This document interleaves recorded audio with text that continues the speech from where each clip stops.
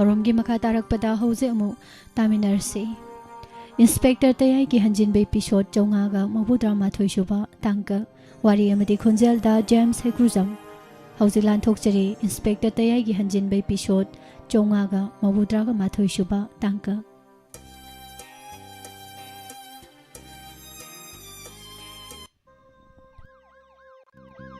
Lakle Inspector Tayai Ahan Mamaktada Inspector Tayai Tabiri Basimu James Saguzamna Taram Noksubulona Naiko Nona Kurumjari Nasi Supudana Laxari Inspector Tayai Changa Gamar Putarama Tushubatanka Warrior CSA Tokiba Todokti Sagachavani Apaba Singh Loksindi Hataba Singh Nakanda Tambi Hattaba Singh Matau Tongi Haiduna Kandigan Awawa Swedina Tagani Yum Tak Aduda Toy letting it Yum Adugi Manning the sky blue lip me Malay Hadibanina Akoi Sky blue lip me to Kanano have to Kangan of Honabatavani Sure Adudi Crino was it the Angang Sing Namako Sky Blue the Luna Poradi sir Sky Blue any home Marie Mas or the Winner Kanani and a Kango sir Gamay put it singer to forensic science Igi Marik Songra Haidina Yang Hangadoriban Kariguma level Tibadigi, E. Marik Songlum Navadi, E. Adugi, DNA, Aduga, Romilagi DNA, Ani Edu cross messing, Kariguma Sana Mataragadi, put it Adu the E. Makum Baklabadi, so Maki, put it Adugi Mapuna Mihat Pasi Oigador. Sir, Adudi, sir, Matokram, sir, put it sing Aduda, E. Makotikram, Songani, sir, Gamay, Sek Amaparaga me, Mamai, the me, Makok the Surabadi, put it Adugizagada. Sound and Atrabasu, Kupna Urabasu, Igi, Marik Kreti, Sweden Songame. Masina and a quick blue metality. Adugo Maracasida. Foot it sky blue lay Haina. Deliver boy singers in a peaky bagi Kudam Sanctum Leram. Adugo Masana put it late Haraputarabadi. Kies Aduda, Mio Yadukanao Gadurban. Maduna Kiesas Kim had persuaded Ogadurim. Sir Kariguma Angang sing Adukimako, you put it the Igi, Tresses Leram Dravadi, Sir Cram Dogani. Adu Oreganagame. Like I see a quibida, Kana put it, he go lily. Namit Adu the Kaido Bulami. Aduga Romilaga Kari Marilini Hebdo, Amutiga Pataman. As Yamna Lugo, the Cosser, Hadaki as the low singing among the quiet, low, I have the Oidor in Ezer, Scree Hagadam no Kang near the Gaway, Tibetavan, Pangri Popomi hat Padukanano. Hectoma, Ontok the Toxum Biabnat. Chatos, Karaturo. Deliver boysing the Atubumatam the Salaga. Mapamasi the labor. Kana Kanada put it higo piki. Natragana Rosan Dasan Kishan Awangamba Adiga Toy Yamadi Bablu Makogi phone number singadu deliver boy singadu the Lone Pico. Phone number the Sweden Maki call Torgo put it piki bagi Makoi recall Rongan Karamating Pampi Hayo Makoina Mating Pampi Labadi Mihapaputopodiam Lagan Maracas Makoina put it Purkuda put it Adutagi Amux Kangadorban Krino and Langsing, so put it low, but Sacra Gamakois, Sola like trainer, sir. Put it lay Yonor and Dujala Kangdini. Mara later by me, or getting high, do put it later, Gamuporoctana, Poroxanugami. Put it 100 Igi Tresses Star. Yangotaretana. Satos, Pau Crepico. Information Tado. Toaton the deliver bushing the Pau Ponerga. Atubumatanda. A coibum from Ariasidanda. Put it, he go on a peaky rabbit. Pugnisher. Yamon! Oremo! Yamon, I call Yamon. Carino Masigan, Langsina Lapasibu. No Mutagantana lacked of Sibucarino, Condi. Nati, Kanaka do Gamia. Yamo, I couldn't cannot. Go became a single Hagalakan who did Kaisara. What was the Rebusi? Sidiki Lodet Moran, Siemnos and a Congo, Loina Esopil, Semani, Madigi Horanido, Todia Davanina Migidi, me canon of Honor Cadorim, but the Matamatam to walk this canano. I could miam, I could presam yam never. Presamiam Gantadre to Palete, Carimo to Palete. Adubu Carito, she arim nomi. Nangai Coctan again Targa di Yagada Bilate. That the Presamiam Gantadre in Nangai Nakato, Durim no. Asiamo. Hojina, Bobila Chekitamoka, the section with Gimatai, Hoji Hida Capta Muka Yori, Masagi, Tarani, Togimaka Angangsing, Basin Captriba, a Kobiki people, Kalkuma Carito, we have again. Masi Yangarin as a shame like Kibo. I should Arabiyamo. I don't know how to let people see them something that with the bend, the Tauri the Kayam, Kangan the Gitang I fed up the lady. How school sing the Pikpangang singer, Bexin Capta Yori sing a seeing like a school tongue hangadra, Hangloidra Carito Yage do. Anobe sopi masiame matotari.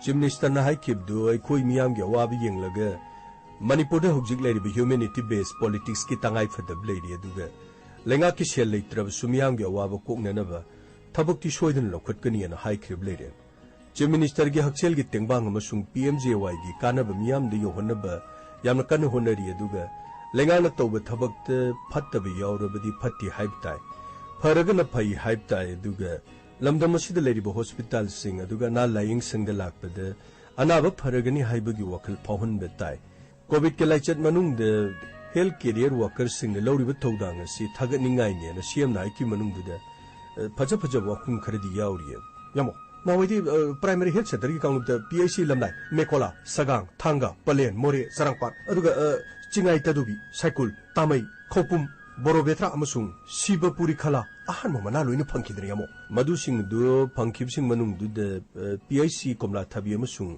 Pungyarna Commendation Award Pangkrimi. Health and Wellness Center ki Kanglup the SWC Saizang, Awang Wabagai, Suwangdo, Pubala, Anopat, Leimakong, Amasung, Langatil no winner Takrimina.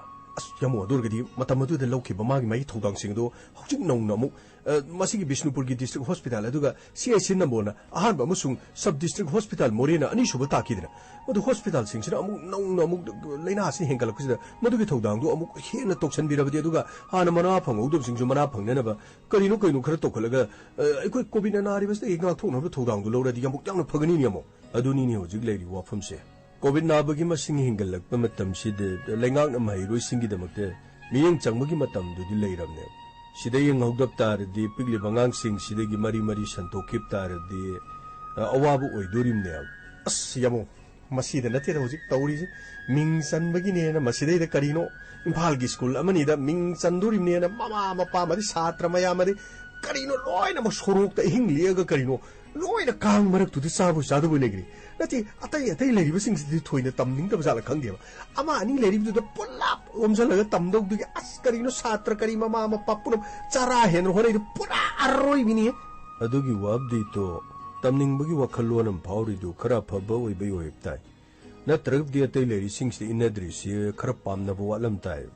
As yamong ay di maduga mansalak kaya karino ay koy so tiji de tami ay koy so sisi de tami gaya do haining bagi ay ta tamda ya di na panam da bukay no as nupi tariyat taruk pamagi na haway karino paw do kari di yam ukre di yam panam do mi taruk pamu kari larik tam do rin na nati akoy impal de tami na trag akoy sisi de tami ay koy tampasana de tami hay bagi Mati adumay na sumtawraga maning masak malhan bagi uniform sela sorong matay di sumsat bagi maduga may mo gaju kare yaw jala khang de yamu pura arroy bini sai ta woi ba yari mina khali ba mina tawri thabak tu de hekta koina hane ekta ngang gadam na tiam koi lamdam si chana bim lei nang mun ta salo min tawri thabak tu kaino khang de ba pangang ba hekta moi taw kan de ekti ya da nati bon sanab du ga bon yengi du ga sanari du ga yengi du ga hai ba di yengi du ni hel hai Mam tok pil de tholo kaw hairab di makong khongbi du tiek tan bon kaw ya roi dorim ne haidi haitan som changu gain koi law dorim min taw thabak tu khoi panab se koi lamdam sing khari hel nang su pangai hairu no min pamje de na tawri we ne as yambo wadu wana tiet sai tawai ba saning man ba di hauman no si du ni tawri si pura roi bi de gamo adu gi wa bu di hanta ki haidoro pe exam de punamak loin khangam na tro lenga ki school ne amat ni thinu aina yawruk tab Masi mang de sarkar ki school taratare ti satram to pass tau de harim masi ki khalor de school taratare tu pulap course tau silage oja sing kari sing award pa de season na kan de pass tau roi do wor de kari no ma de sarkar na midyang changa ge school sing du chokhan na ba patte ne khanglabe school sing du de mathang chei de thok ta na kai no khar tau phai ada tayam madudani sai tawoi aseng ba ikai jagra bhawani mi lenga ki school na bu kari no School taratare na bukarino as amat juk pass tau biyawdana pasung tau da school taratare yaw yesibu as madugi mama passing no saita goi ba moina ga harau rom ga dau ji saita lao isa de nga ngo bu thong da pizarage lao phelo bagi lao haidana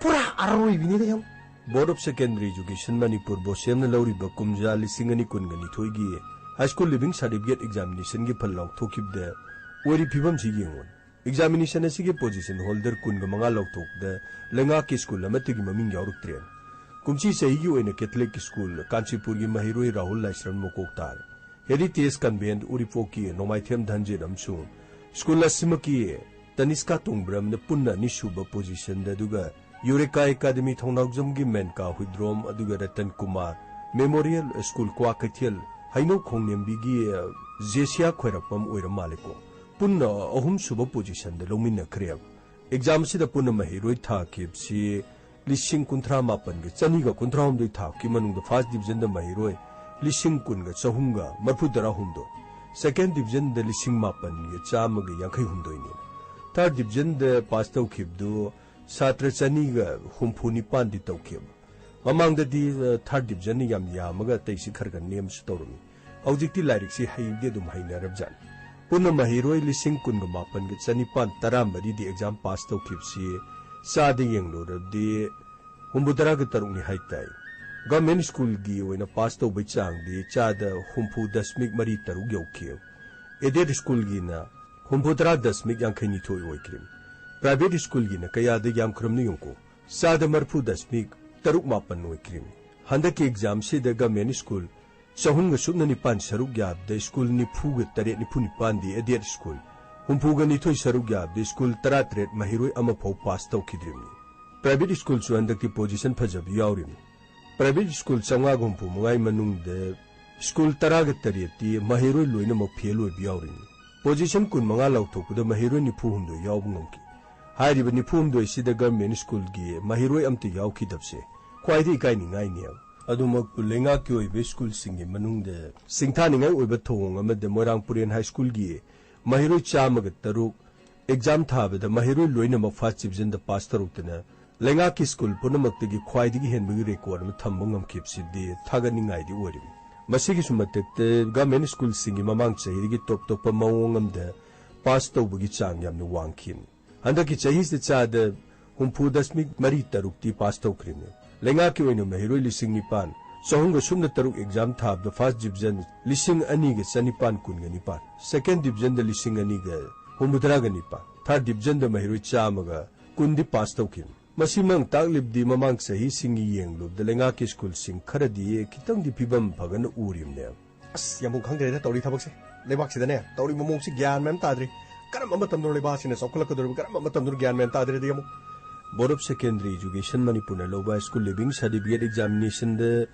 महिरोइ सिंग थोइ हेन ताना फमोइबदन तना school पुनमक की फिबम करम तौरिबगे हाइबगी चांगयेंग फममसु ओरि मसिमंग मरम ओइरगा हंदकी सहीद टॉपर ओइखिबदो महिरोइ अदुना तुंगद थमलगा स्कूल अदुना मांग थारकांद कैथलिक स्कूल राहुल लाइस्रम मकोक ओइरे हारिबसिनी लेंगा के स्कूल चहुंग निपान अपुनब महिरोइ लिसिंग निपान ग चहुंग सुमन तरुक एग्जाम थाबद महिरोइ अमा फावबो पोजीशन यावरखिद्रिमनिदा पोजीशन लाउथोकलिबसिए कुनमंगा खक्तनि हाइजरगसु महिरोइ की मसिंग द येंगलगदि मरफुग मापन पोजीशन लौरिमने मसिमना लेंगा की स्कूल सिंगी फिबम मसि कमदोरुगे दु खंगंगमिन स्टेट असिदा लेंगा की स्कूल अदुगे स्कूल मसिंग असि प्राइवेट के येंगनबद सुकी मति ग्यामखरे प्राइवेट स्कूल से पुन चंगा गुंफु मंगाने पुन प्राइवेट स्कूल की छात्र मसिंग असिना तिलिसिंग कुनग मापन गे चहुंग तरा तरुक एग्जाम थारिंगे मसि मनुंग दे कोइन उफंग लिपसि गवर्नमेंट स्कूल सिंग नोम नोम की सिथरगले दुगा लनाई की मियो सिंग चलाइबा प्राइवेट स्कूल सिंग मसिंग हेनगलकले सि सिदैद खुदम दु सिंग उलमने लाइरब इमुंगी मियोय मयाम अमा प्राइवेट स्कूल सेल तिंगना दुम थाबंगमदी मसिन मरम ओरगा गवर्नमेंट स्कूल सिंग द सिए हौजिकसु तंगाई फदना दुम सलाई तामने लाइरब महिरु सिंग खलग पास तौगेरा तौरोइरा दुना म ओइकरे मसिगी दमलेगान ओजा मयाम अमा हाप लेगे तोलो मयाम मयाम पीरगा महिरु सिंग लारिक तमहलिमने अदुबु मतौ करमना कमदौना महिरु सिंग असि लारिक तंबिरी अदुगा करम मतमद कमदौना गवर्नमेंट स्कूल सिंग असिदसु टॉप टॉप पासिगुम टॉप पुथोकपंगमदगे आइसे अखोय मयाम संगदना नैना हुदबदि याद्रिमनि चही खुदिंग लिसांग सिना टॉपर पुथोकतबा आइबसिना लेंगा की school Singh the mama Mopa ओइबसिंग न थाजबसि थमनरक्त्रिमने अमसुंग हाइरिबे स्कूल सिंग असि द लारिक तमहननब महिरोय थारकपगी चांगसि यामना नेमिने मतंग असिदे कोइन पनबे याय मदुदि एग्जाम की फल असि येंगलगा मणिपुर की लेगान मखाताना गवर्नमेंट की स्कूल सिंग हिंगहननबगी दम करी थबक लौखटकदगी आइबसिने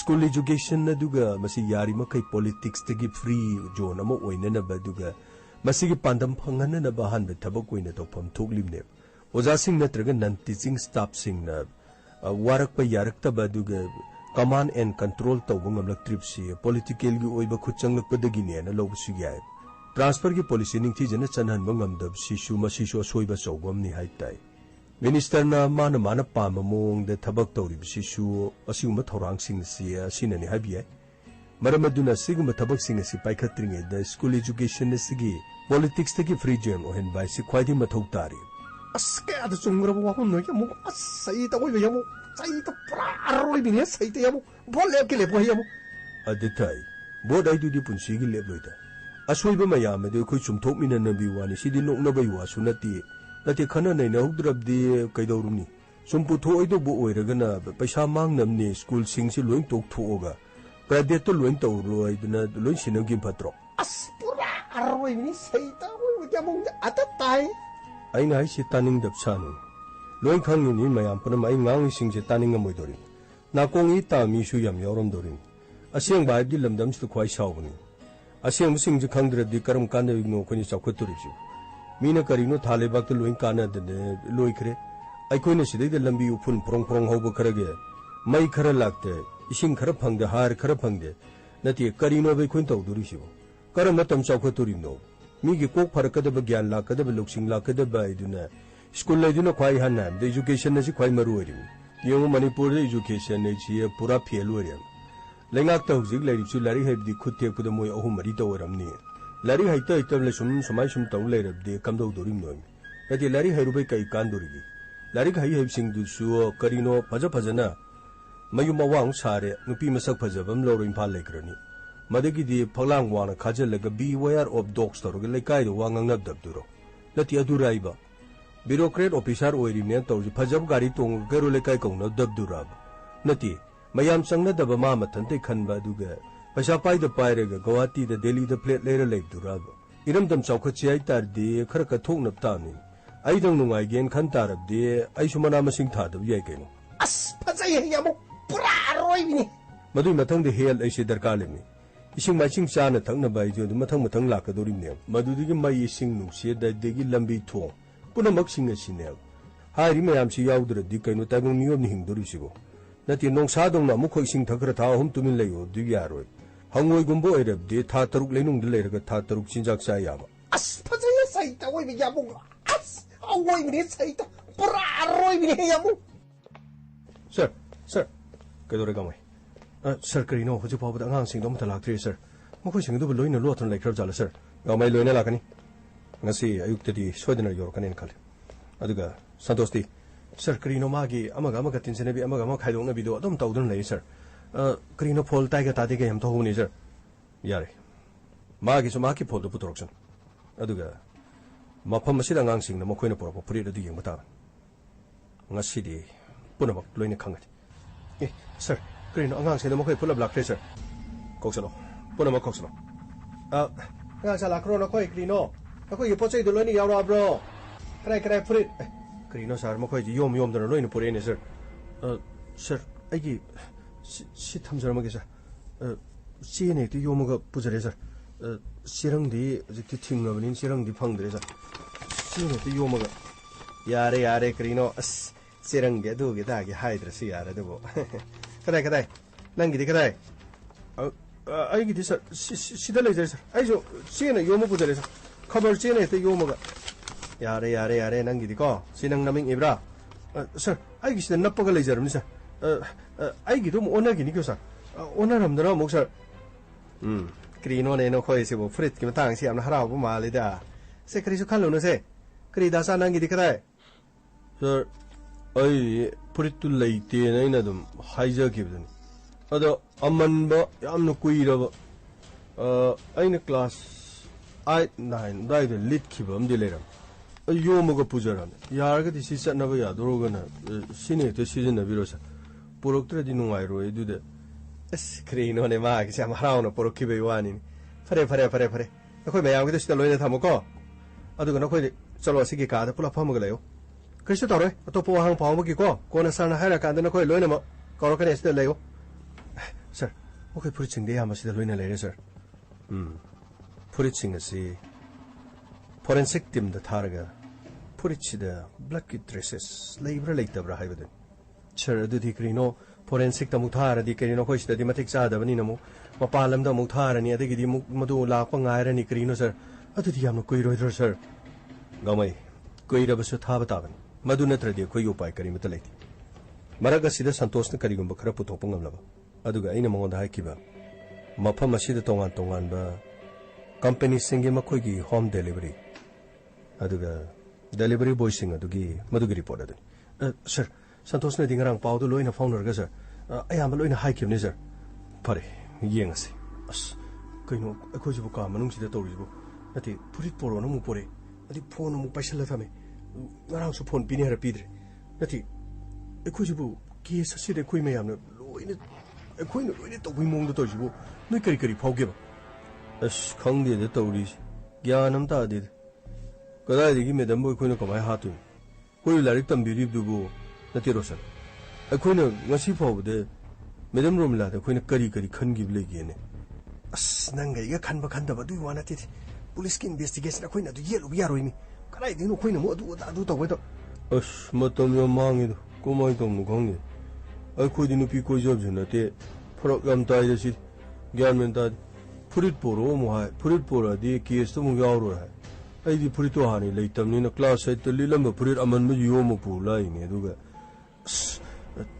kari no moina phone ga to bu yeng ne ai du bu nati awang ba kamai to dinu ba kai do ge bablo nang na mu tanja si da mu karai di no yeng ge yeng sunu ai khoi case sai kari mari li ne ki nati ai di yaw di nang yaw ru bro nati medam ka nang ka mu ko no unaru bra ba as karai di no ai di hairak ti khoi di hairak ti thoi thoi dana ayam ko wi atai atai mu khoi di ko wi khoi di yam thoi na ko ru ti na ai di nati no phadu ko ra su sing thangjala mo gumba adi di nang ga igana hak thangjala bai wani sa dana thakdun le di yobu na ti no khoi di gyam nan ta ti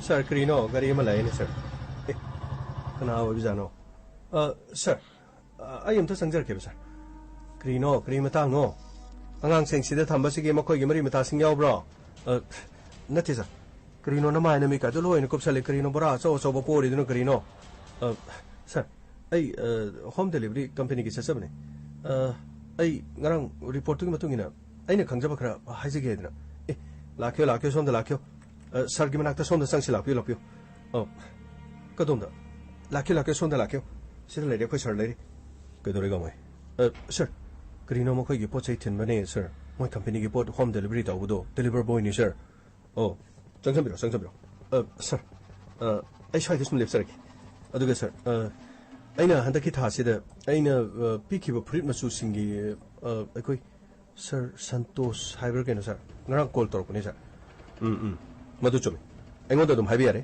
ma hoji somda tabai yam kan tor haro ate te kar ma phom da chalaga sky blue gi prit masu nangna deliver taw ki ba le redi sir sky blue si ama khakte ai deliver taw aduga black blue da su ama taw sir atopa masu di ama taw duga sky blue si madi ama khakta ni sir tawsi aduga sir magi number do sida le sir ai masi khoi company de ai pujara bani aduga ai gi report amasu pochai si deliver tor matung da ai namu masi pura ma khoi company de mu thagale sir adudagi aina report si paijar ko ni sir kada sir sida le sir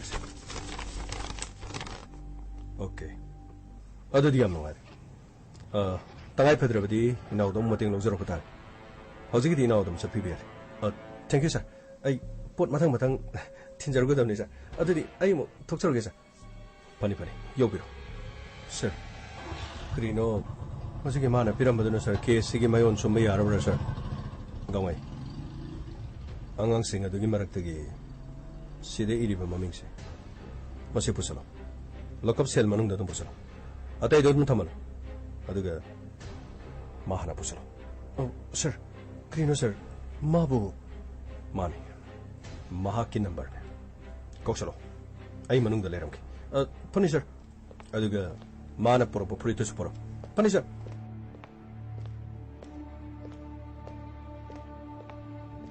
lakyo krisho waro no da nang ihana na thado pira do bani lakyo son sir ai bu sir krino ne na adu yam ki bu kari no ne gamai sir mage purito piro aduga pamal phagni sir nang sida phamoko nang sida nungai na phamkyo sir ga nang ga wari ma sakra sanagni ko Mamang to Sudamari Sanabudi, Kigano Carino, Gamay. Sir, Santos to Goro. Magi the Makatana Tiro no. Aduga. Mapomis is on high. Pony, sir. Si Nana Propo Puritanico. Money, sir. I'm a proper Puritanis. Nangi Purisidi, Sidi Kadadi Lore. Sir, Sigi Purisidi, I'm a Lipanisa. Sir, Santos Lacre, sir. Yeah, Santos. Sir, Nanging Rangi Skype Kido. Sir, Madugri Police, sir. Yeah. Kisan. I couldn't have the Uru lady in a theories, the Nangwera. Okay, sir. Nankarikali. Nangi put it Hanbama Sky Blue Machumale. Nanga Sida Porebo Purisidi Sidi Hanmanate. Amanba. Canade Lorraine. The Chinano, take the Gidugana Kurana, Tony Gimormo Pandi Canade Lorge. Sir, Sinister, I'm the Lisa Ministers. Aduga. No me do the Nana. Put it go Machu Lelegalai. Sir, I tishan the Lelegalactis. That's Antigano. Sir, a similar. I see a pretty among the little habit. A day, Maramo Punction, sir. No me today put it in cook legal. I had targeted. I learn as a guess. Oini. Nangina Marabasina denomina do the nang put it around Mamali had an eye. Aduga Nangi Naminda Shireda Nanga online they put it amaka a blue machu. Sinangi number not wrong 4692. No wonder the Liberto City. Aduga Adugi put it sky blue do not pork to be Maramsagino. Put it to right time. Hi. Put it to Kadaida Losilagatam. Nana put it to Mopams to pork to be Maramcarino. Sir, I put it Losam dear, sir. See the police, sir. I Lana Lobigano, sir. Hey, Lana Lobonatina. Nangi stayed to put it Higo Masuman and wonder the Liberto we had enough. Deliver boyduna. Nangi number Piramaga. I quit the witness later, but she powder. Nati. Nangi put it on Madukari Torageva.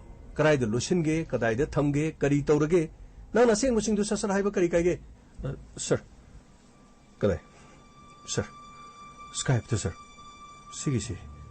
Magisi numbers in sir. Shadin Maramis, Star Mrs. Nanga Quigi, Madame Romilada. Skype season erga haibati online message nang thai. Nang WhatsApp thadi. Aduga. Chumnagi message su nang na thadi. Nakoi ani na chatting toriba. Nakoi ni na wari sanarisi kari maram.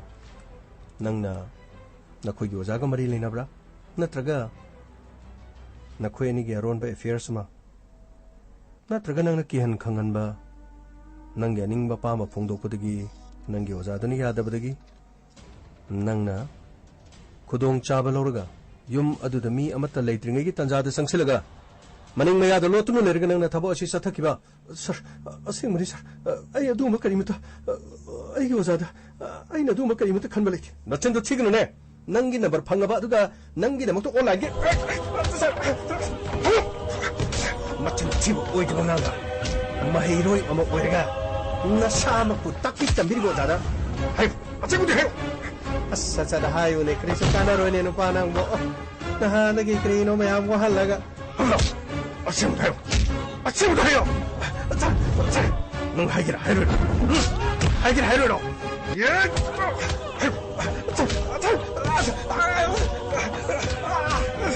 Si batare ni krino. Kristo yang biro ni na mo nang sasat aral madunang krino sasat hai ko ne. Na lale harga lale o. Krino. Sariyara ga dikita kapiro mo sir.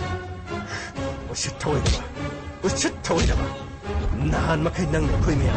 Ulay pare utang na tama. Hayo. Hayo. Nang yo sa kram na. Romina mato kram na hali.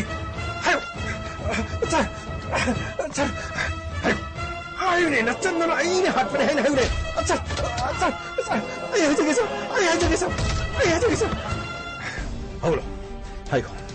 Hayo. Mato karam na nangu tapi tambiri banangi oja Romila nang na mato karam na aduga kari gidam to mahakpo si bagi kya ta tan kibra nang kari naning thungda ba nakhoy ani na kari mari lena ba puna maksing hayo hayo sir ay sir akoi madam Romila ꯑꯩꯒ ꯁ꯭ꯀꯥꯏꯞꯇ message ꯑꯩꯒ ꯊꯥꯅꯩ ꯀꯔꯤ ꯁ꯭ꯀꯥꯏꯞꯇ message ꯊꯥꯅꯩ ꯃꯥꯅꯤ ꯁꯥꯔ ꯑꯁꯦꯡꯕꯅꯤ ꯍꯥꯏꯖꯔꯤꯕ ꯋꯥꯐꯝꯁꯦ ꯁꯥꯔ ꯅꯣꯡꯃ 이마 끊어노 매담 아니 그이기노 매담 康비리도 아이마 그이기노 는 시다 시다 레프가 레르미시고 그이기노 아이 바룸에 아시다 매담 아이 타바마 좀 자자로보니 아다 매담 그리 타박 레게 누가 그리 마땡 떠저러무게나 아이 한개나 짱하거니 매담 이루자버러 개노마 떠부드다 아이 매담 로이봉 아이번 아다 sum aishu nati nang ngai de so sida changaga asai da phamaga lebi aina sida baru me asida sida iru jale raga nang sida yam nang lep le ram sibu madam ai kuina ngai jaram mani adai da loi do ba kayam wa lijano na ai si kauraga hangsirana ai haipet changjarak pani me kisan nangi mongse ai yam haina de nawadi ngang da ba aduga tumin le raga ne 토이 숭아이 아이콜 레카이시데 레르가네 뭐와 잉앙앙티 아두고 아이네가 바콘 카라 하이바 마나네 야닝곰 마밍가이데 이네 산비리니 폼빌럽 가이데 인도 비리바 아두가네 바콘 하르브데 코이 마네 야이야데 두 또이 또디간 아이 땅아이 퍼데나 코이데 카라카라 숨 아이기 사트라니 아이나 하이바데 야니 하이바기 아이디나 코이데 또보기 완 아두가 나코이나 아찬 미라이 나이바 나트라가 makhoi sing asi nupa na hanga tan aiga loina da naine hengo aide du gumana tiko nang ningo da lana logun madam na bi du kari wapon ai adu gumba karim ta khan balai jadi madam sum madam na tay thaba ingkhang gi khoi satra sing ayam sum haidena adai ai sum madam gi kari achin ba aduga kari aina to ba ya ba lei ja no haidena sum ai hangam siran ai phat changjarak pani da sorry madam ai matungdi sumaina tawjar adudi madam kari aina tawba yaba yare hojikti karimta leiti nakoina khara lamdosu kitang tamidana ko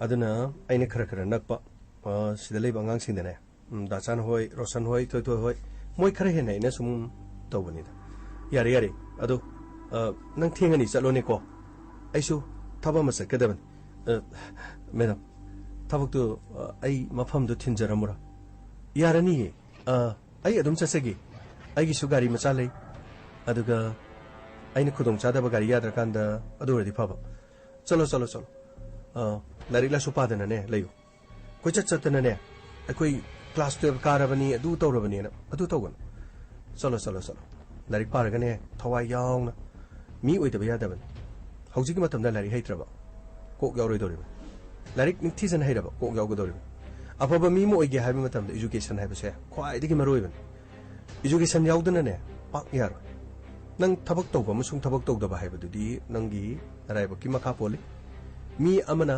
education महि तमिसे मसी थबक तौनबा खंगनति पुंसीदा अइना थांगदोरिबा खोंथांसिंग असे education गी मंगाना सिजनरगा अइ मतौ करमना मिरक तिनगदगी अइ मतौ करमना समाज असिदा लैरिबा मियाम पुनमसे लोइनगदगी अइगी थौदांग करिनो अइगी रेस्पोंसिबिलिटीज करिनो अइगी इमुंग मनुंगदा इसा इसु इमा इखुरा इतोन सागै नातै मरुप मपा पुनमक्सिंग असे कोक अमना सिजनरकदुबा कोक हाइबसे खुइगी ब्रेन सिदी हापचलिंगै अदुम फुन बनाइदबा फेंगलगा थौबा थांगुम सिजनरगा लारिक तमलगा नही तमलिबा नखोइदी यामना नही तानसिलदी फेंगलगा थौगलपगुम body लॉक्सिंगसे यामना फगलकदब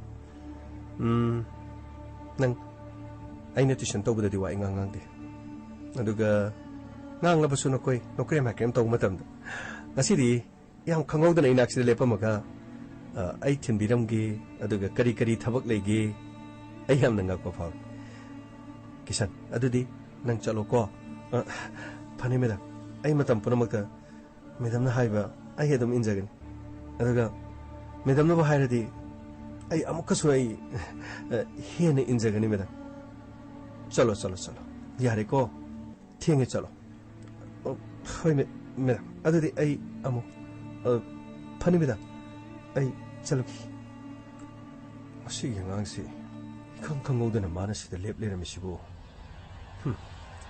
ai phiru krai sakre Kaino?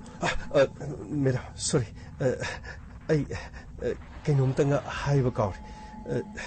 Nati, Kishan. Changa kumatamda amuk changjar ke haigadabani. Nangni hekta changaga amuk saigi tungsida. Madam, I handaki thagi phi I pithokjaramagena tauba. Yare. Handaki thane yamna wali. Numit taraga ma 20 wali sidi. Karigino nang ngasi phi pithoke haisibo. Madam, sum pairadi satok thakpokpa sum season na thokiba. Atopa maram kya marum season ningai jekta lakpa. Yauring asida pithoradi engonda muk tuition gi phido muk tondredana. Adugi madam yare. Aine nakoidigi loriba fees tudine. Tangai fadana lobugi wan. Nakoidigi fees lauraga ai hingadaba nati. Ai thagi tolop yam enough oina fang.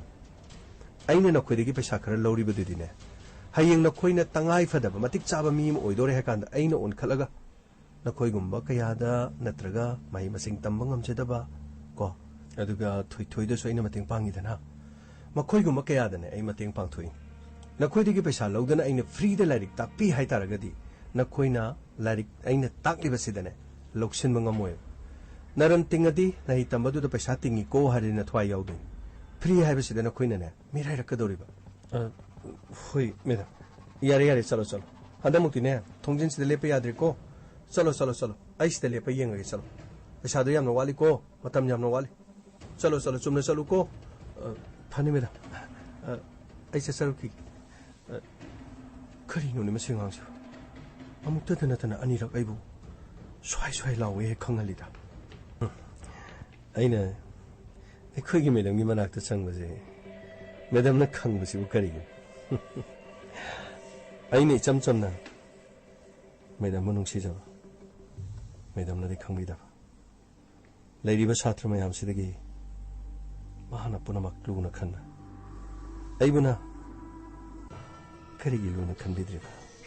Masigi maramdi aingonda mina wa ngangningba aingonda mina wa hainingbagi aigi personality leitabana oiba tare chume masang matok phajaba ku chokumen thokpa nokpada khazai da dimple adiga magun leiba ngang thok sak torpada rasi leiba haibadadi aigi oitri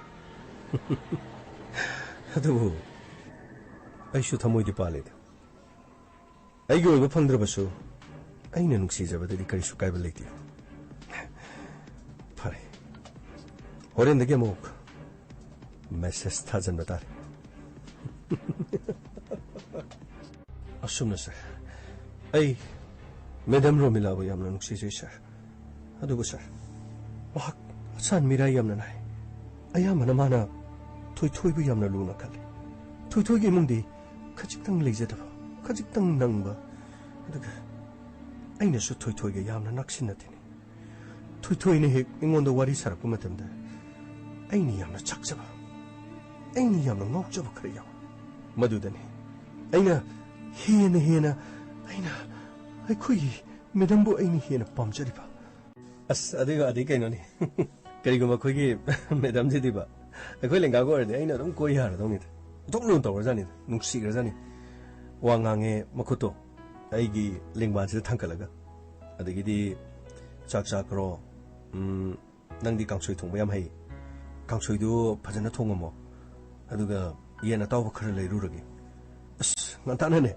sarna khoi medam ne chalaga khoi yesi gi machin da phangba chicken ke yonbado adu leiraga pore as adagidi aije chakchi thongjale adagidi chicken du ne kaine sta chamine jani adagi mana khangdaba khotaba kari ke lesu hangbala u khulu as sikta haijani yamsina koi madam romilana aibudi yamna khanbi bisa khoi mungna kharaga na tai sajadaba aduga maraga ingoda hairi ni kaino nate kari haino ba nate aisu tage ba is kari na nang yamna interest loksali jo adu wana ti hairo ba hoi lawo ai wa haigala thoi silaw kari no banangi khongau phuri kaji hapena maselaga machu madagi sungongongde karigino khara phirondi no magi singadawni akhoi miyobadagi thoklaliba huma aduga thabak suba nomada yung loina mo humang se phi sina chupsalin phi sina chupsin bai ba si khoi sa de gi tolok po humang do phi duna chupselaga leirani nungsa amuk sarani amuk ingani madagi di tongan ba fungus ama thokoden fungus tuna akhoi gi skin da ta ki ba matam da skin gi disease mayam thon bi aduga haksang gi mafam sing da tongan mafam da ne hakajaba natraga afuri tongan ba kaya marum ne skin gi disease la hanga doriba aduna yari makai dingam da biwani phajaba setra su yai fi di yari makai hongba sudokpa jamthokpa bise masi tawgadaba kadai rigi na da meda seli chari je hongdokraga seningai pawba leite yumda di khudai selaga leiri ni da meda ha nangbu khudai set pai brai sibo adidi nongmadi nang sidai da chak thongmada khudai selalaga chak thongon ba tare dana madam adidi ai dingamoi karige kaido ngamoi doriba madam khudai set padi ikai jeida karino haisibo inom chagi mamang dadi yom dana khudai set pa nang nei kai derga ai gi mang da khudai set pa ikai doi di karige nati nupa mayam khudai set pa labuk te thabak suba chali sing cheloi khudai seli sidi kedoroba asi mi mayam mamang da seli natro adur so madam ai set pa ikai ni medam gi mamang da hai mai ma ai gi mang da ikai doriba nang sidi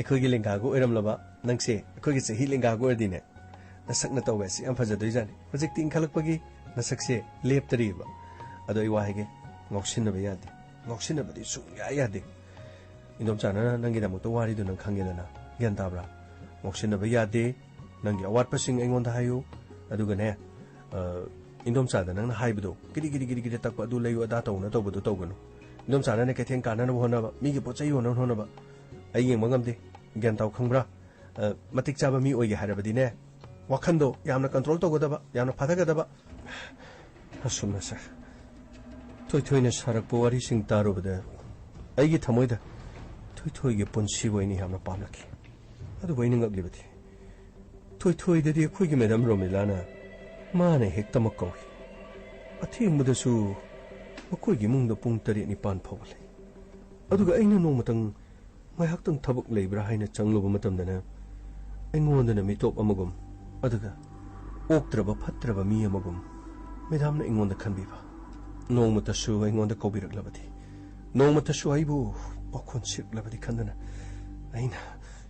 aina khawrangna kaya da ngaijaki adugu makhoigi amaga kenabagi amaga nungsinabagi makhoi masel yanabagi adugumba pawsina ayamba matamda ayina kong singja yebagum taki maram leitana kaya rakhana medam gi manak ta chatki adu ba ingondadi pakhona chingba thoidokba ama thairati aigi yongi tawduda aibu kari oina ubno haiba ai khangti oh nangbu chumna udre nangbu lana lawre adu rabadi mi udri ngai matamda nangbu afaba lambi da takpi tambiri banangi ozamak nangi college ta su oza ori ba lecturer madubu nangna minung silaitana check ama season naraga khut thabagi mara sir punamak tabiyu punamak khangbiyo sir aidi moisingna thomoisingna nungsi kibani ai nangin sahi matik ma pasa dine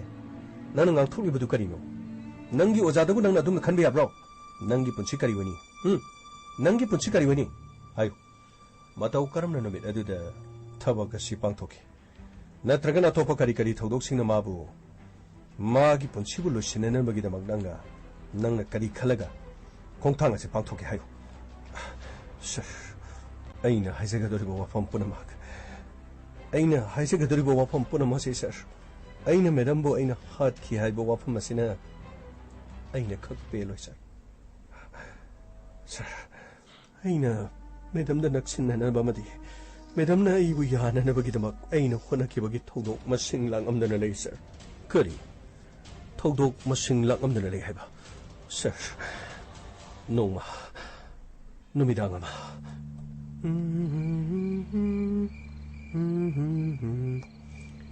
haima as sonali hoidigi nga thongmani ne sile wow saring thongmani ne oh ai pijaning dena porai ni थम्मगे सिमा अदुदी आई करी अदुदी इंसांग थोंग the यारे दुगा करे सकरे ओ सिदले उमरोक सिगा वाइजार सिगा मे लगे खरा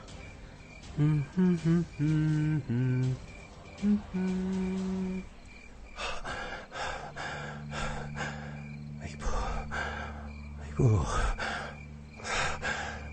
매점 게 많았다 통시 못당 한독 라바디 아이고 마sak 강게더라 마sak 디 강답이 아니나 내게 마이 컴마시 없을라게 어떡하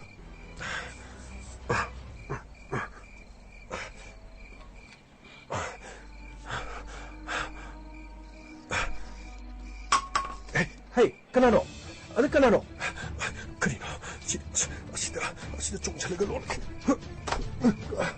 헤이 까나노 어디 내도 까나노 이씨 까야다 파트리버네 거기 그라이톤 칭제 에이부 끼내나 봐나 염시다 일레 입은 감다나 봐내 뭐이 호나리시 까야다 파트기 들어보노 봐 아이디네 끼라가네 요마시 다도가 잣비게 되바 미디나 띠에 아이슈 사게예 시기네 닝고네 닝고 नखोइने इबु नुक्सीददना यम मसिगी इंकोलस्टगी नखोइने चटनबगी दमक नखोइने होनरिबदो पुनम खंगलिबा आइना लोफम अदु आइगी मिंगदा आइना पानसिनबदे करी तौदोरिगेबा नबुंग लेरिबो अदु तौरिबो अदा तौरिबो लाइरिक हैतबी सखत्तबी सिंग अदुगा इखुराइ तोनेने इपागा पोमिनबगिने आइनाने खचितंग आइना नुक्सीदना तौबैवान मसे यम मसिदा इबु की खंगलिगाइना चलगा पुलिसता हें कंप्लेंट तौरगने मखोई भी काथोप मधुद फगदबनी मपु फत्तब अइबो लेहनिंगदेदना मखोइना मसिदेदा अइ सत्खिनबने बमोइना तौरिसि ओ मखोइना तौजा सारिदुदिने आइंगोंददि करिसु नतिको रोमिला आइंगोंददि करिसु नति अस कदाइ सकरे अइगी टोर्स अंगान मम लेबने मधु कापगम ते येंगेदा अइना किबिगेदबसु नतबा मसिदेदा ग्रोंगा कदाइदा सकरे अइगी टोर्स मधुदि अइ टोर्स यारदि यारारोइ सोमना 간다기 아시다 좀 그렇게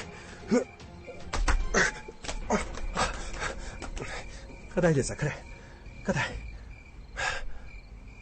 그나 술레이티나 이스 까야하다 헤이 크라바노니 마이페메 파르수 파트레수 마야마기 마차니 마코이기 마차니 온 아두가 앵온데나 팠다범이디 이마이 빠나 레람바 юм니 아이나 까나부기 도리기 이탄따 레이버다 이네가 시파보다 까나나 이기 뚜나마 속펑감 크르게바 통치에나 론살라가 사랭 통고 좀 사토가 누가이네 레루게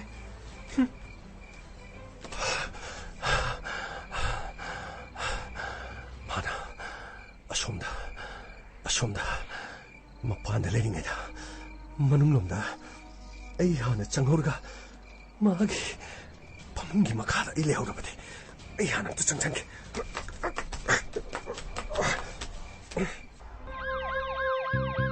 Lakle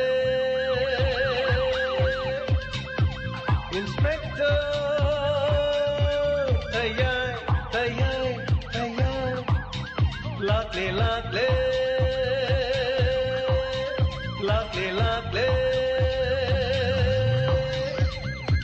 Inspector Tayai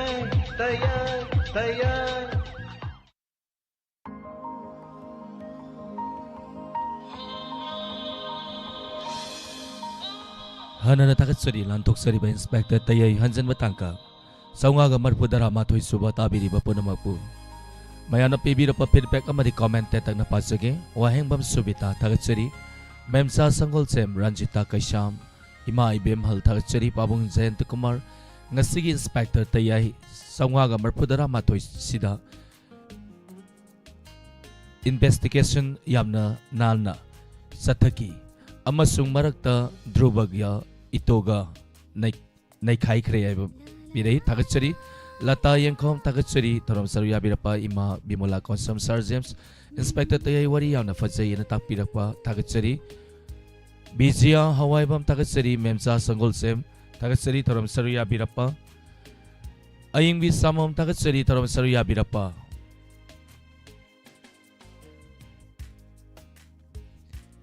Facebook Live ta lebiba samche sabam aying bi takachari thank you tharom saruya biba ima ibe ya ma guru mayum inspector tayai hanjin ba taka nungai ra kan na loisin khre na takpiri sobita naurembam takachari tharom saruya birapa isai ma kudol tamchari nangdi nungi murti ni haina sai hori bai sai ni isai si busak leba James Hengurjam kudol tamchari maya puna taminasi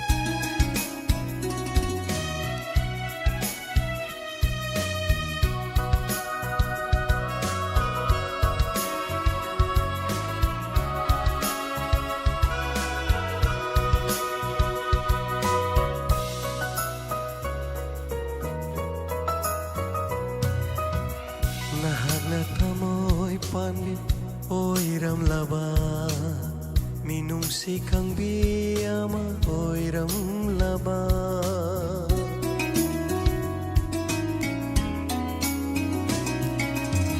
nahak na thamoy panbi oiram laba minusi kang biyama oiram laba asuk wajaram loy aigi punsi asuk wajaram loy aigi punsi miku matasu nokcharam gani miku matasu nokcharam gani nungsi baidamat wajaram loy nungsi baidamat kapcharam loy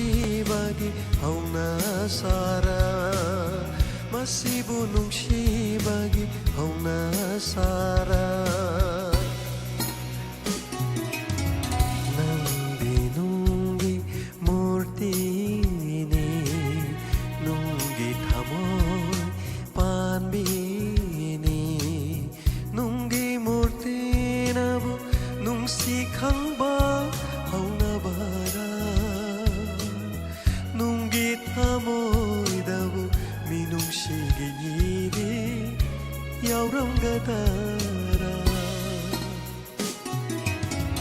ꯅꯪꯗꯤ ꯅꯨꯡꯒꯤ ꯃꯨꯔꯇꯤꯅꯤ ꯅꯨꯡꯒꯤ ꯊꯃꯣꯏ ꯄꯥꯟꯕꯤꯅꯤ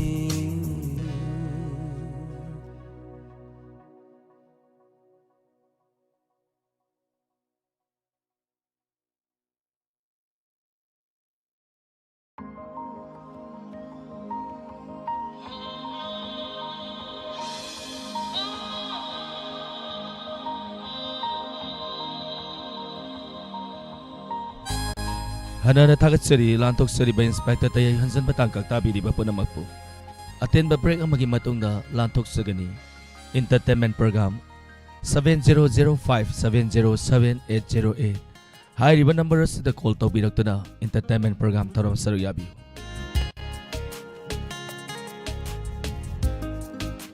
Hauziki oina di mikukradang mayamdagi laptoksari punamakpu kurumsari.